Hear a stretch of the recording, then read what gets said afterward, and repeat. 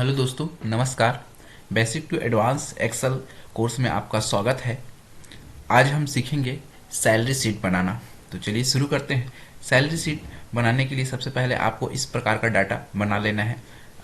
Serial number, employ name, basics, DA, DNS allowance, HRA, MA, other allowance, gross salary, GIS, GPF, income tax, total deduction, net salary. इस प्रकार से आपको column बनाना है। Serial number में आप serial number 1 2 3 4 जितने भी एम्प्लॉय हों, फिर उसके बाद एम्प्लॉय का नेम डालेंगे। उसके बाद फिर बेसिक सैलरी, जो जो कर्मचारी हैं उनका बेसिक सैलरी क्या है वो डालेंगे।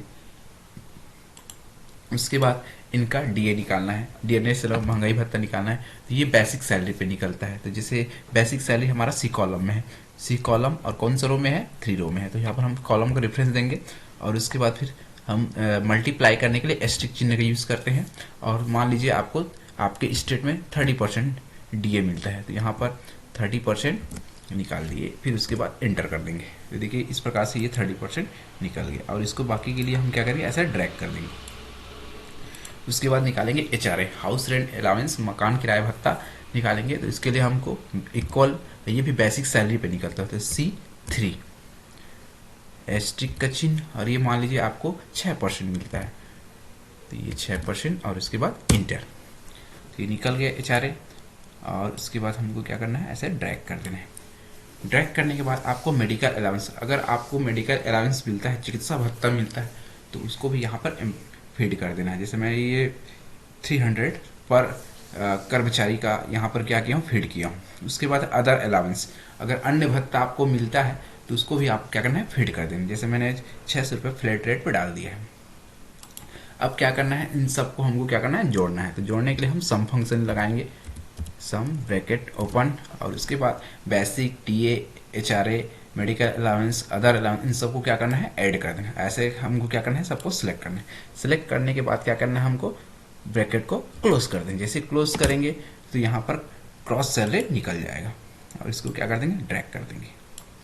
उसके बाद जीआईएस है ना, अगर आपको डिडक्शन, आपको कुछ छूट मिलता है, आपके कुछ खाते में अकाउंट में जमा होता है ना, जैसे जीआईएस हो गया या जीपीएफ हो गया, उसको भी लिख देना है। तो ये जीआईएस, ये मान लीजिए फ्लैट रेट में है तो 360 यहाँ पे मैंने डाल दिया। जीपीएफ, जीपीएफ जो आपके स्टेट गवर्नमेंट या सेंट्रल गवर्नमेंट वो आपके अकाउंट में जमा करता है, सामान्य भविष्य निधि जिसको बोलते हैं, गवर्नमेंट प्रोविडेंट फंड है। तो ये भी आपके ग्रॉस सैलरी पे निकाला जाता है। तो ग्रॉस सैलरी हमारा H3, इस पर मान लीजिए 10% आपके अकाउंट में जमा होता है, जो आपके रिटायरमेंट के बाद मिलेगा।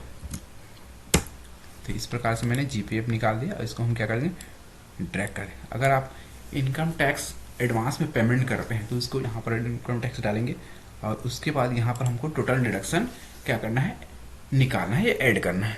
Is equal to sum function bracket open, और जीआईएस, जीपीएफ और इनकम टैक्स, इनको क्या करना है, हमको ऐड कर देना है, मतलब जोड़ देना है। फिर इंटर। ये देखिए टोटल डिडक्शन निकल गया और इसको ड्रैग कर देना है। अब हमको क्या करना है, नेट सैलरी निकालना है। तो नेट सैलरी निकालने के लिए हमको क्या करना पड़ेगा, ये जो हमारा ग्रॉस सैलरी है जो H कॉलम में है और H3 में है ना, तो यहाँ पर लिखेंगे H3 और इसमें माइनस कर देंगे हमारा टोटल डिडक्शन। ग्रॉस सैलरी में टोटल डिडक्शन को क्या कर देंगे, माइनस कर देंगे। तो हमारा टोटल डिडक्शन है L3 में, L3। तो इस प्रकार से हमारा नेट सैलरी निकल जाएगा।